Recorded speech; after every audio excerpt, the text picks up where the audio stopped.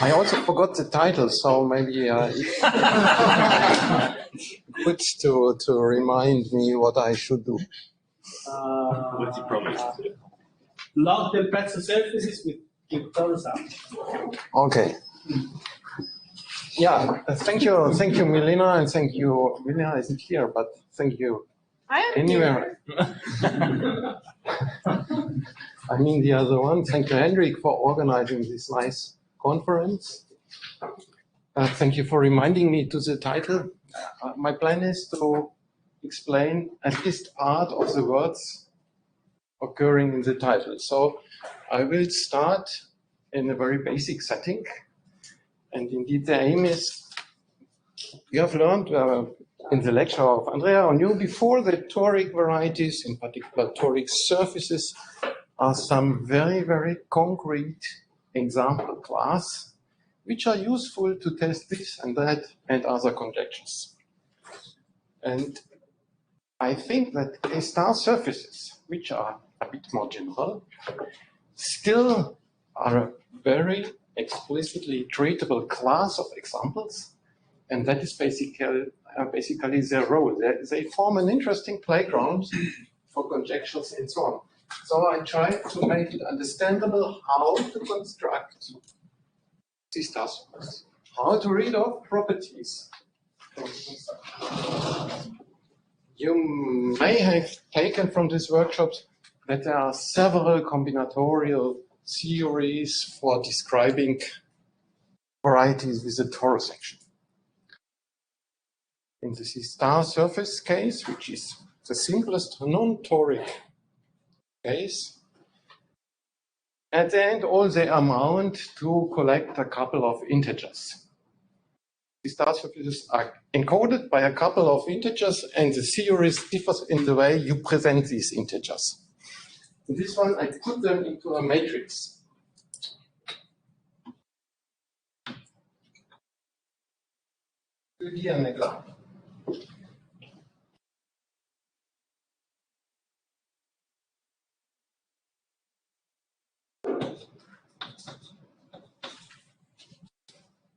So that are the first two columns of my matrix. Then I have another one and a third one.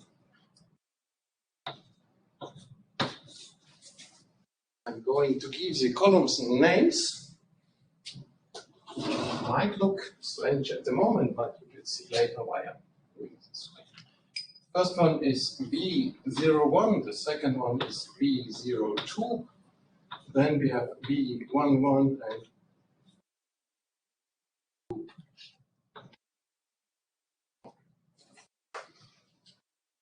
okay, one word about this shape.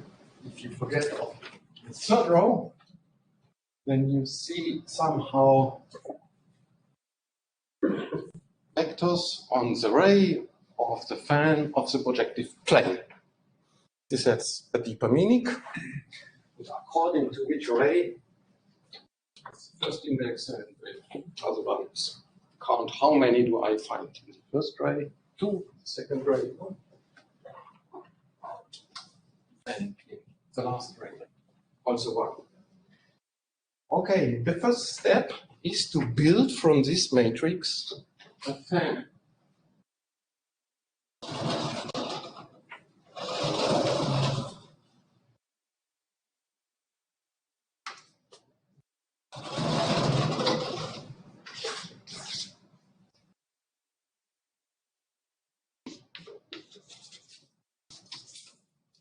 And this fan has the columns of the matrix as its primitive ray generators.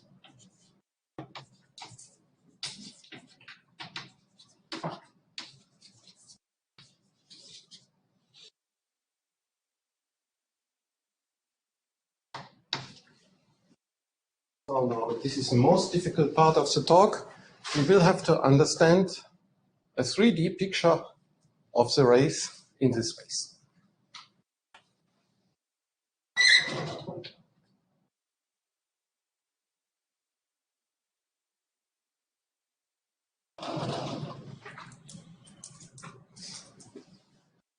So first, I'm going to draw this frame.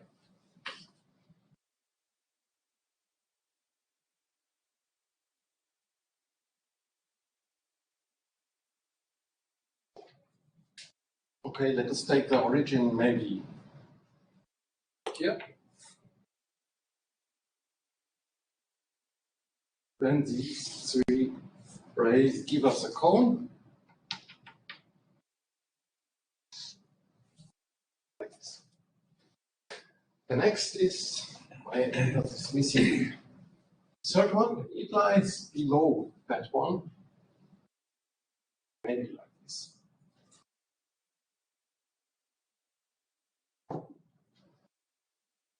And again, these two and that one, they generate a three-dimensional cone.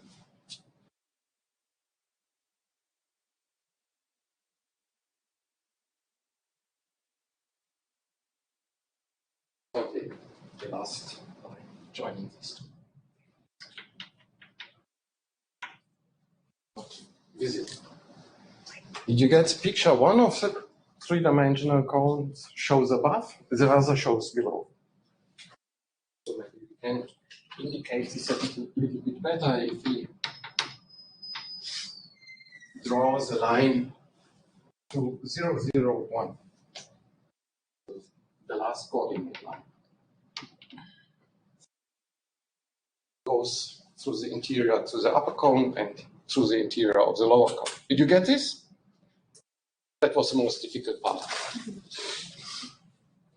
So, these cones get names. The upper one, I call sigma plus, generated by V0, 1, V1, 1, V2, 1, sigma minus,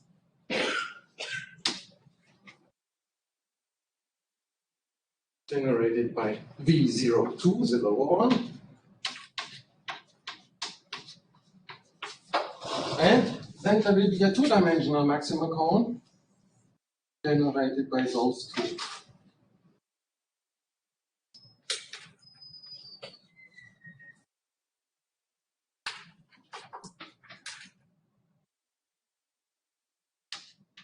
V0, 1, that's it.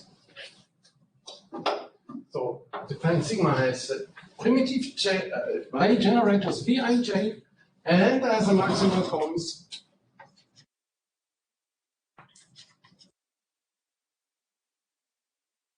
sigma plus, sigma minus, and 1. So it is a non-complete frame.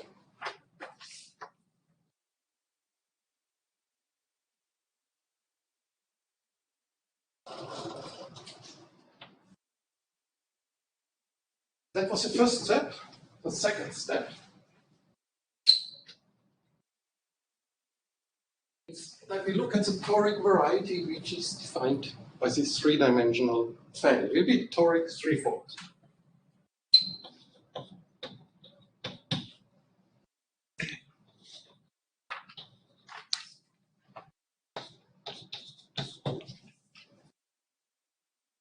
Okay. Our resulting C-star surface will be a surface inside this toric threefold.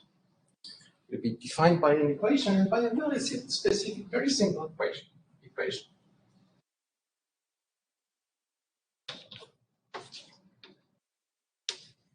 We look at the polynomial h, which is 1 plus t1 plus t2. It is a polynomial in the coordinates of this standard torus, standard three-dimensional torus, which is the big torus of our variety T. So this T3 lies as an open orbit in C. Now we are ready to define our surface.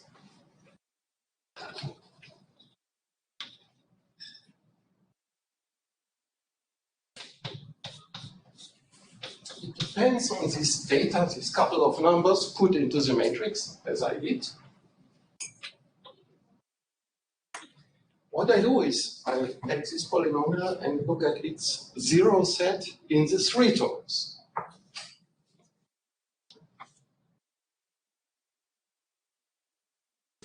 So far, I have a surface inside the torus, but I want a bit more, so I take the closure of this surface in the torus, which then sits as a closed subvariety. That's it. That's the way I build, at the moment, just any surface in terms of these data. Let's take such matrix, find a fan, as I did above, and then make this very simple polynomial, zero set in the torus, pass to the closure. Then I get my surface. And I claim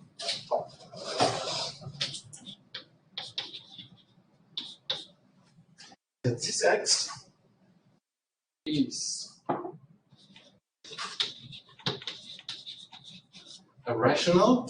I mean, that is clear due to the definition of this. Definitely contains some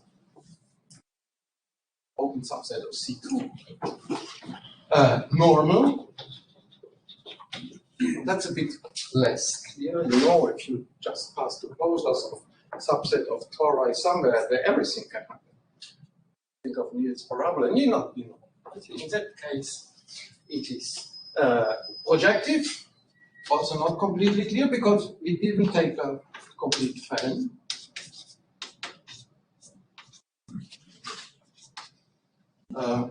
Surface.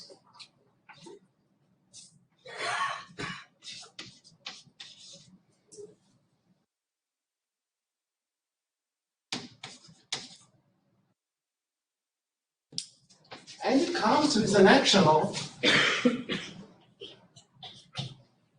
C star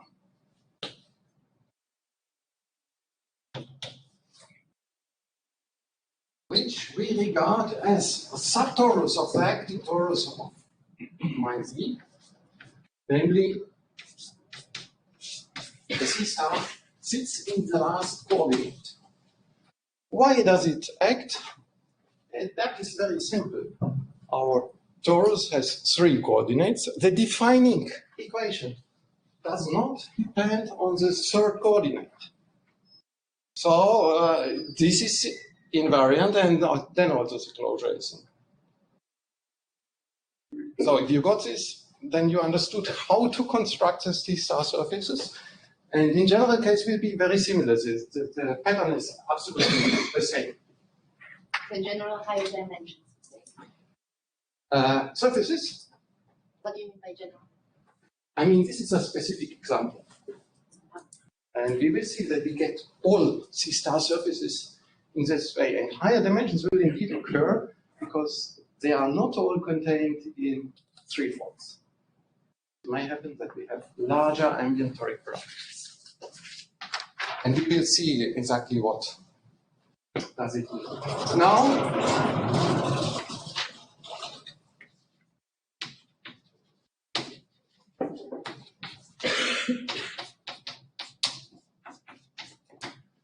let us see how to extract geometry of this. Unfortunately, the guy introducing source and sink and on has disappeared. Is that right? Yes, yes. But he left source and sink in Oldenburg, so we can talk about those. If you have a C-star action, the first thing we should look at, what are the fixed points of the C-star action? There are 3 of them.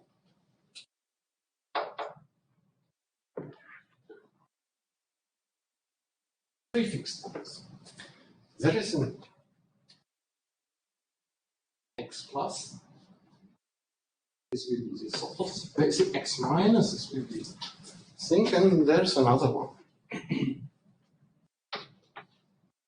So how do I find them? This x plus, x minus. these are the toric fixed points corresponding to these two three-dimensional maximal cones. They are even toric fixed points, so they are in particular fixed points our C star actually, which is a subtorus of the big torus. Right? That's clear that these are fixed points. So I take the toric fixed points.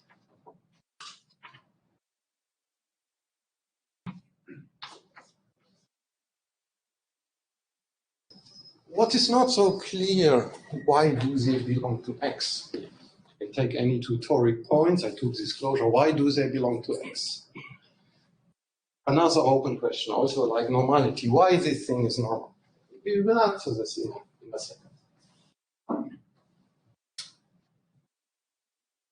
second. The third fixed point, this is defined by the property that this point is the unique point in X intersected the orbit of the 3 torus through the base point of the orbit corresponding to tau. That is a toric curve, and I claim it intersects our X in a single point.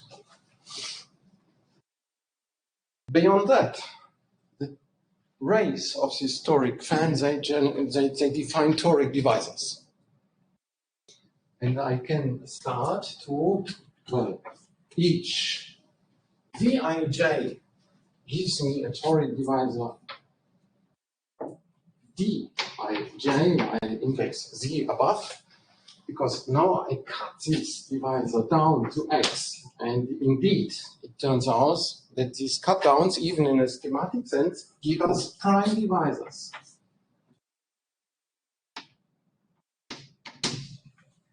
Where do I find them? First two columns give toric divisors which cut down to non-trivial C star orbits closures. Second, so this is D01X, this is D02X.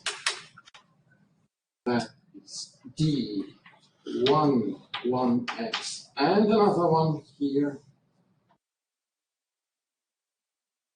That is D21. What else? Now we have seen 4 orbits. This arrow, as yesterday, it means what happens if t goes from 0 to infinity.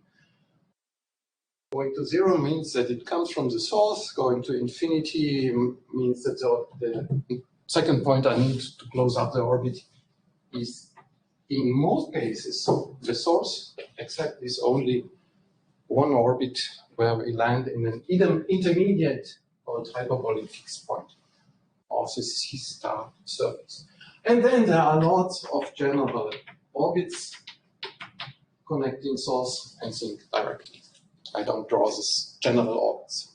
What you see is that this picture a little bit reflects our fan. We have these 2 orbits somehow alone, and these 2 are joined by this fixed point reflecting these 2 rays. Even more of correspondence do we have if we look at the isotropic group orders.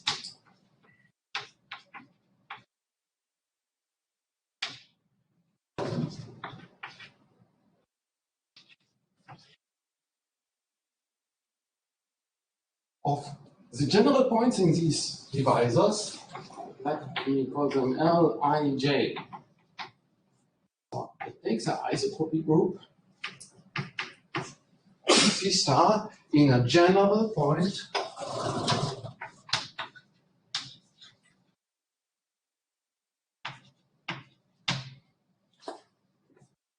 in this non-trivial orbit. In the general orbit is free, the action is effective, so no worries about this. But what about these cut down of the toric divisors. L01, the order of the isotopic group equals 3. L02, the order of the general isotopic group of G02 equals 1. L11 equals 3. L21 equals 2. We have seen these numbers already, and that is not coincidence. I go from the last one. We see the isotopic group order here. We see it here. Here we see it up to sign. But this sign is somehow only a direction, so the absolute values give us the isotopic group orders. So this is the first geometric data which we directly extract from this defining matrix P.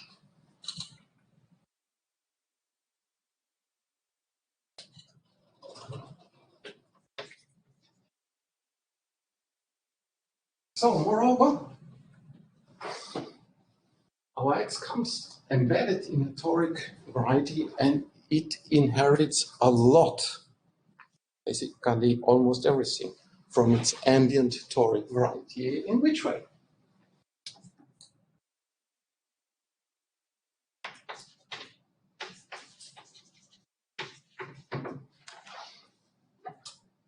The divisor class group.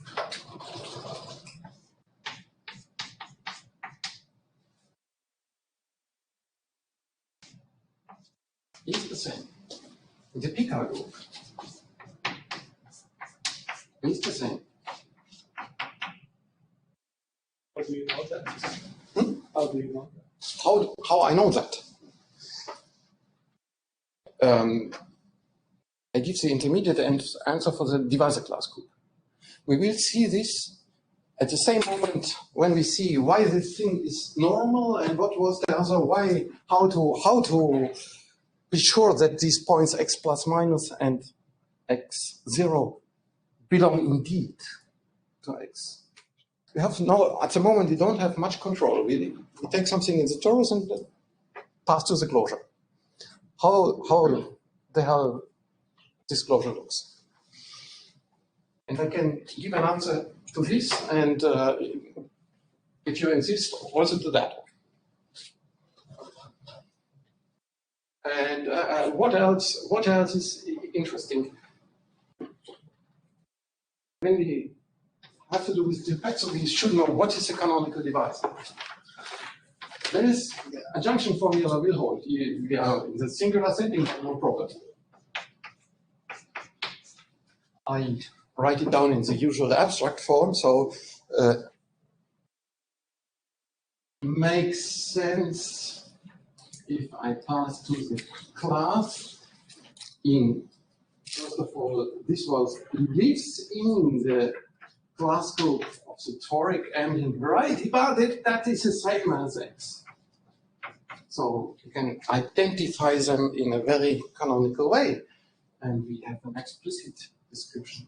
We can later also write down it explicitly in terms of the entries.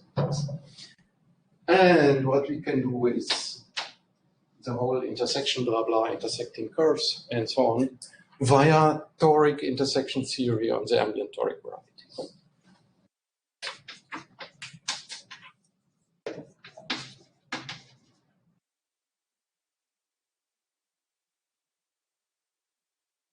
And much more. And even more.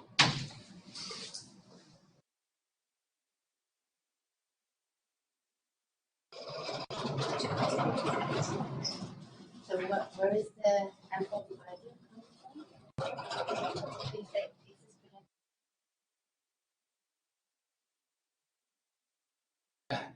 from? In that case, once you leave all this, you see that this ambient toric variety is 4A, so its divisor class group is of rank 1. You may take just any non-trivial effective, which will be ample. More generally, the question comes to be interesting when we are in higher dimensions. then we have the choice. For the surfaces, what we need is something divisor class inside the cone of movable divisor classes. And this type of thing. X inherits. So I prolongate this. X inherits also cones of divisors. The effective cone of X equals the effective cone of Z. The cone of movable divisor classes of X equals the cone of movable divisor classes of Z. And this you can explicitly compute by toric geometry. It's the same. So take some guy out of the interior. Because we have the surface case, that is enough. If you go in higher dimension, you have to specify.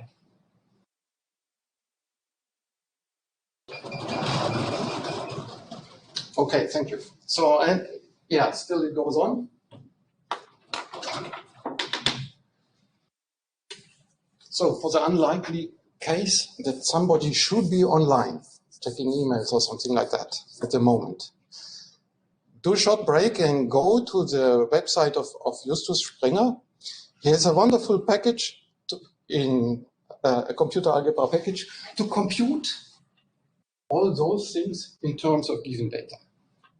You can basically encode everything which is written in the introductory books, or at least the first chapters of toric geometry. You can compute here, and you can make it algorithmic and efficient.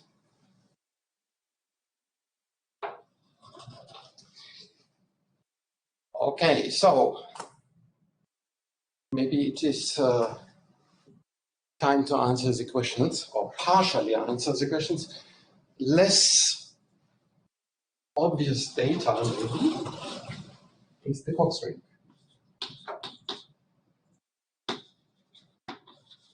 How to compute the Cox ring.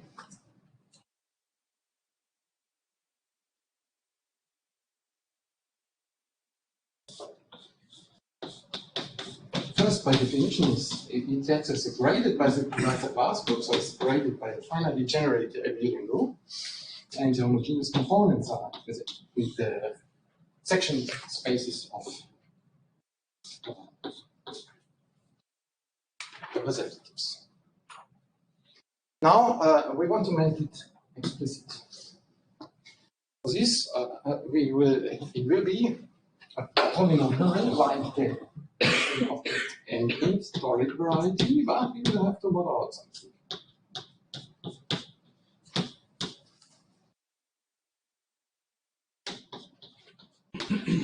And this something will be a polynomial. It has to do with our age.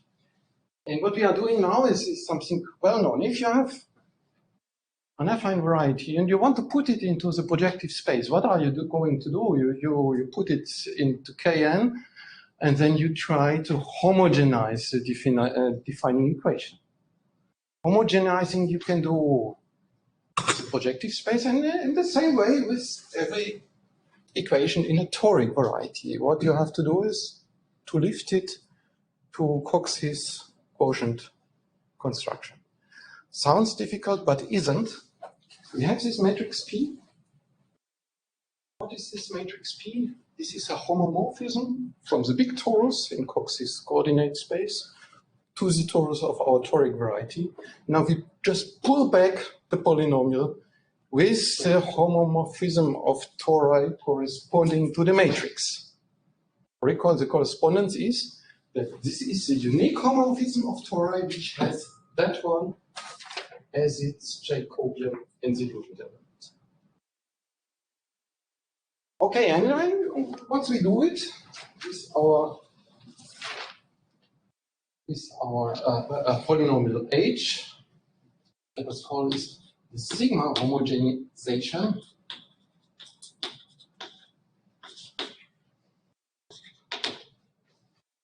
of G is T01, T02 third plus T1 1 cube plus T2 1 squared. Again, you see the isotropic group orders in the exponents. So you can forget about all how to pull back and so on. You can more or less write it down from the matrix. So if we have this, then the Coxwin is nothing but this modulo the ideal generated as sigma homogenization. Now we can start to answer the questions. The first one about normality. Why our X is normal? I know that I have it defined below. I know that above I have the describing equation. To check that this polynomial defines a normal hypersurface, use this Jacobian criterion for normality, look about the dimension of the singular set, and everything goes well. Then use the fact that if I have a good quotient, which is Cox quotient presentation, it maps normal closed invariant sets to normal subsets below, and that's it. Also, if we have this Cox coordinate description, we can explicitly check for the points that lie in X. And if you do this, you see that apart from the torus, we have just the intersections with historic divisors and these three fixed ones. So that is the way we can answer the questions. And prove the statements. At the end, it turns out that a lot of geometry is inherited from the ambient-toric gradient. A bit a delicate point is the Picard group. You have to be careful. In principle, we can take, instead of this non-complete sigma, we could also think about, come on, I have 4 rays, there is only one fan which completes. Why don't take that one? You can. You will get the same X. But our X does not meet every torus orbit. And that is the difference. For the class group, no difference. But for the Picard group, if you take the wrong Z, the Picard group formula will not be valid anymore. That is why we work with non-complete fans. Yes? Once you have a matrix like that, you have to figure out what's the right fan to. You have to figure out what is the right fan. And in the case of these star surfaces, you can write this down in a very simple manner, explicitly. Depends on the age of the surface. The age will always look as being the same. And once we are in higher dimension, similar, and then the choice of the fan will make the difference. Here in the surface case, only one choice because little bits Morris theory is behind that. Intersection numbers do not depend on this. You can take the compactified Yes. So you're saying that there are some Bain divisors on. I mean, I think in this case everything is zero, right? All these groups, class groups and Picard groups are the set. Yes, but the question to answer But is the index is the index. The index of the Picard group in the class group. Good question.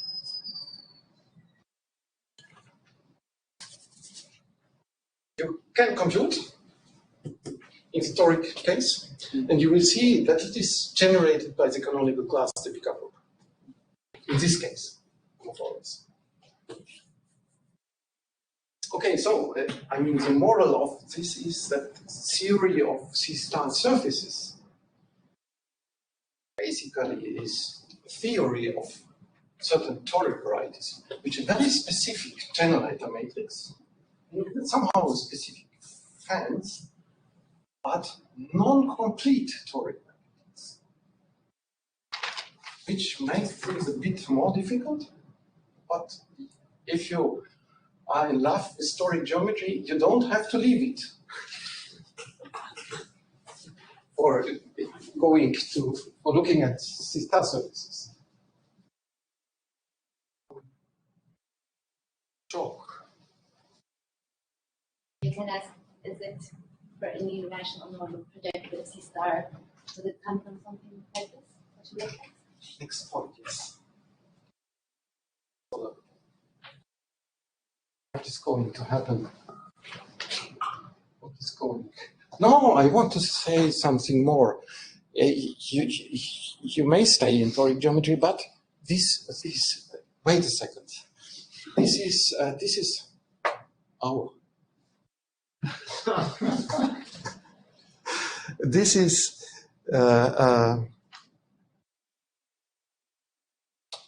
So I got shocked by the time.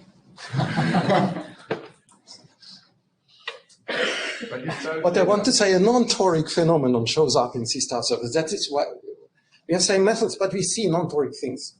So the non-toric thing, for instance, are singularities. You will see singularities which are not toric singularities. For instance, you will see all log terminal surface singularities. Why? Lucas explained us or told us that those in the surface case log terminal is equivalent to being quotient singularity of C2 by the linear action of a finite subgroup of GLN2. This subgroup commutes with the center of GL2, which is C star. So the C star action pressed down goes down to the quotient.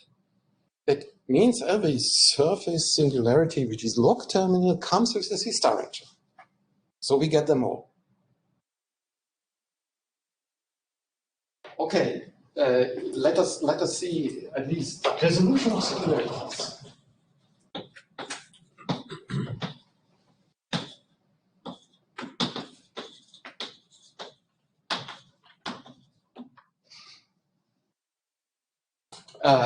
We look at one point, the interesting non-toric points are at most two for such a surface, namely this X plus and this X minus. So something. They are the bad guys. As always, the bad guys are also the interesting ones. How to resolve singularities of X plus? Look at this upper cone. And now we look from above onto the cone. So the first step is what we call a tropical resolution step.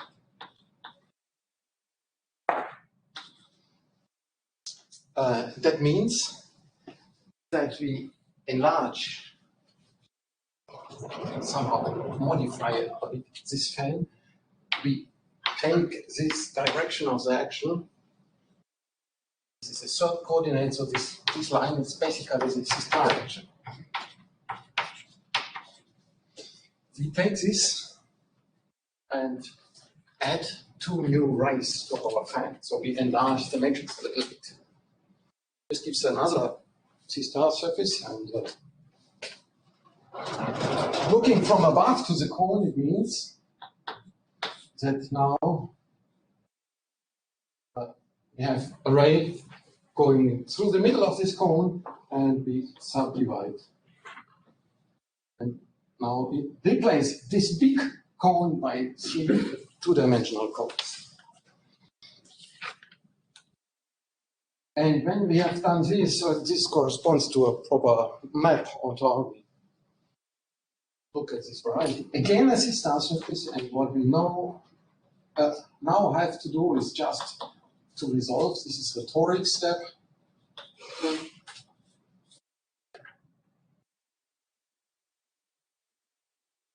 Which amounts at the end to inserting rays into the three new cones. They turn out to be singular, and we have to insert rays. And what you see is that E6 looks like E6 graph. It is, in fact, compute the intersection numbers. Up to this, you see that the exceptionals come with minus 2 as a self-intersection. So this is the E6 singular cubic which we have studied.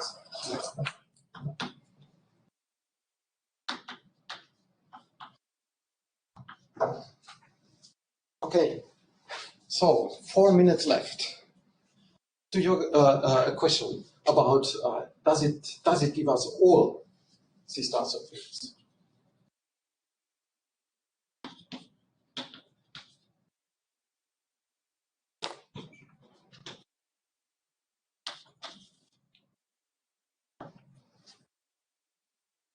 In basically everything what one should understand we have seen, but the matrix gets a bit larger. How does it look like in general?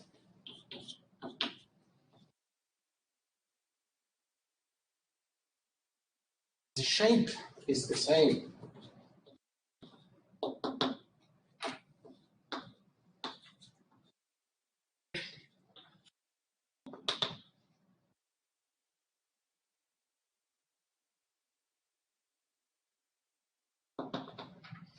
So what we can do optionally.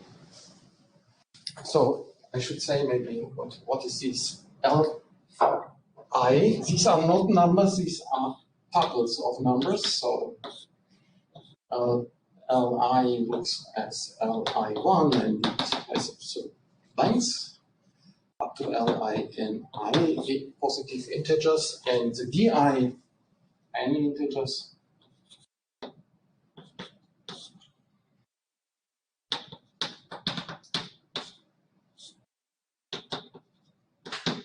So if we look at our initial example, the first 0 consists of, has length 2, and we put 3, 1, which gives us -3, -1. The second and the third are of length 1, so this is a small example. Can be larger, and optionally we can put those 2 rays coming from the C-star direction as columns.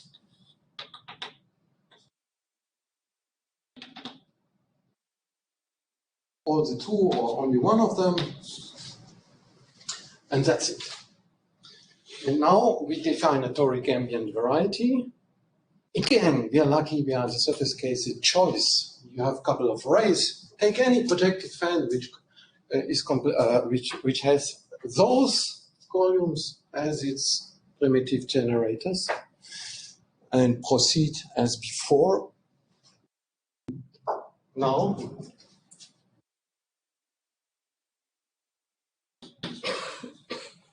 basically as before, you may take any. If you want the formula, then be careful, but there is a recipe written in papers and books.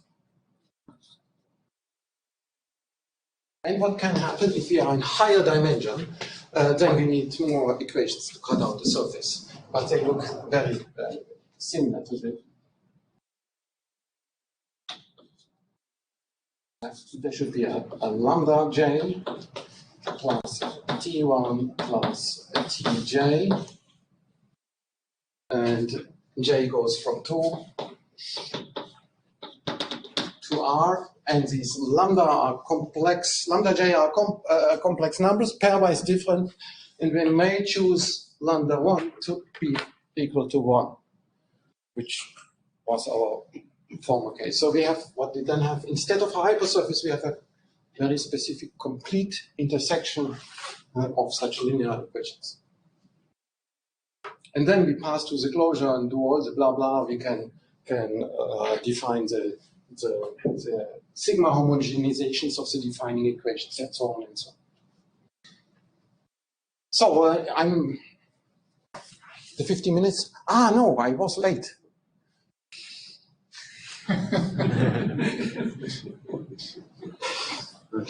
I started later. So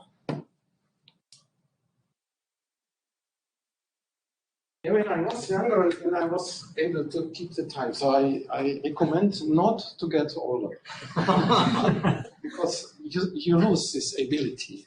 How do you do that? To get older. Not. I mean, I spent the idea and you should work it out. So I try to explain. Maybe a question would be why should we look at these? What should we do with this description and so on? I mean, first we have an very explicit language for a class of varieties which are more than the toric varieties, definitely more. And another thing is, like the toric varieties, we have a very explicit encoding of the varieties by these data. That means they are open to, you can put them into the computer, we can do computations, we can start to produce larger classifications, and then after that to look which surfaces did we obtain, what are their properties, does that conjecture hold for this class, and so on. And maybe I try to give already an overview what to do. Interesting are log Delpezos surfaces. Log canonicity, log terminality is easily expressed in terms of this Lij of the matrix. It basically means that they have to form a Platonic tuple. That means I take the first ones and the last ones. After suitable ordering, they have to satisfy a certain inequality which gives first strict bounds, but still infinitely many log Delpezzo K-star surfaces. That's not a big surprise. You also find infinitely many log Delpezzo toric surfaces.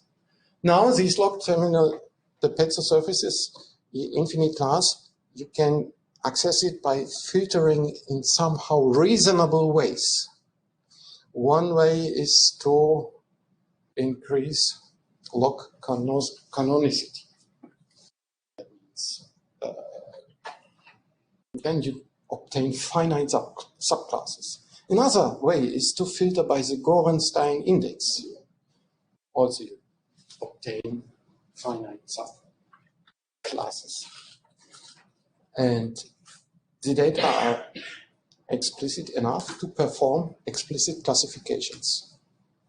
At the moment, we have classified log canonical ones up to 1/3 log canonical surfaces. These are, in the toric case, about another way. Look at Justus' webpage. There is a database with all the classification results, and if you research them, you can already see several invariants computed for all entries.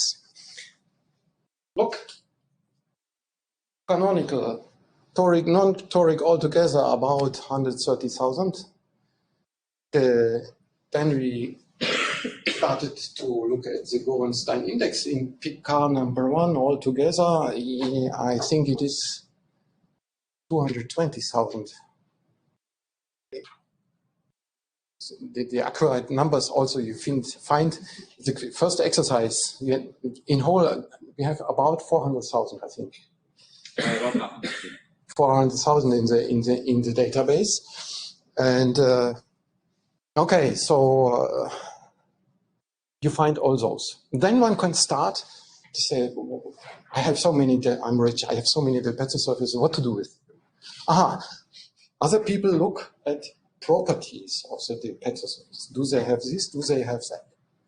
You maybe see that know that there is a discussion of various concepts from differential geometry, Keller-Einstein matrix, Keller-Ricci-Soli, Thoren, and Sasaki-Einstein matrix on the defining link, and there are questions concerning the relations among those things. And then Hendrik and I, we discussed and said maybe it's a good idea to check all our surfaces concerning these properties. We did. One can combinatorially give criteria for existence of these matrix. And then there was a question of Mabuchi formulated in the smooth case, maybe even as a conjecture, if I'm right. The question is, once we have a Kähler-Ritchie soliton, this should imply existence of Sasaki-Einstein. And so far in the smooth case, there are no counterexamples.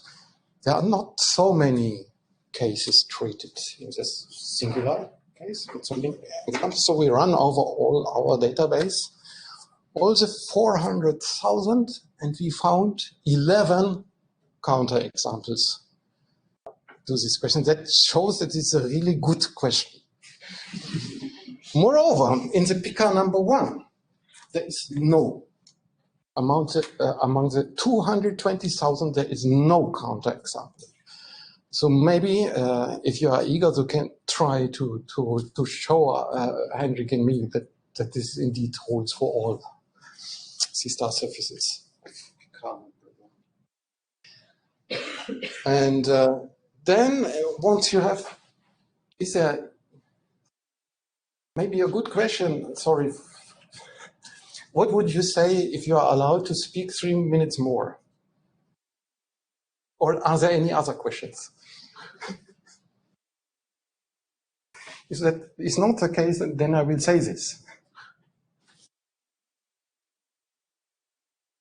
If you have so many examples, then you can proceed and try to see patterns. And that's a question of Andrea can be answered. In arising from explicit data, looking at examples, and the result does not use any combinatorics.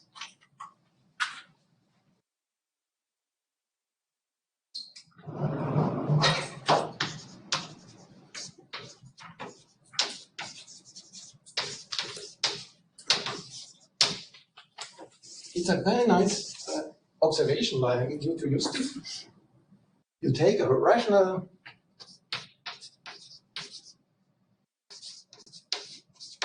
projective C-star surface.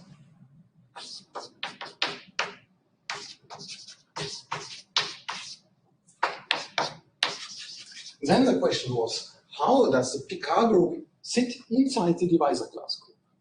So the index.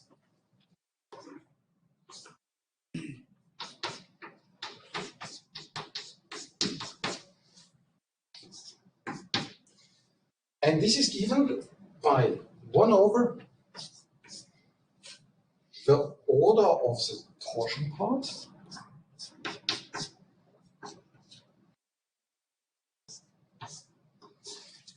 I mean, we are rational surface. Divisor class group is finitely generated, so also the torsion part is finitely generated, so this is a finite number, at least makes sense. And then we have a huge product going over all points of X. And there we take the orders of the local divisor class groups of the points of X. What is this? Divisor class group means Y divisors modulo principal divisors. Local, we take Y divisor modulo those which are principal on the neighborhood of our X. So in the smooth points, always one product makes sense. And we have only, due to normality, we have only finitely many singularities. So the whole formula makes sense and it holds. Maybe 2 words to the formula. It would, of course, solve fine. Does it maybe hold in a more general context? No. I mean, yes, in obvious cases like smooth surfaces where Picard group and divisor class group are the same. But beyond that, look at Enrique's surfaces. Smooth, but torsion in the Picard group. Picard group and class group are the same. So this integer should be 1/2. Doesn't work. So these are counterexamples. Then even in the Pezzo surface of Gorenstein index 1, so Gorenstein the Pezzo surface, it is a D8, it was D8, singular Gorenstein the Pezzo surface, where we know enough to compute this explicitly and the formula fails. So it is, and the proof of that formula is heavily combinatorial. at the moment we don't have a good geometric understanding. It holds for all the 400,000 guys of the database, which is makes you sleep calm. And so now I also took the question time. Thank you so much for being patient with me.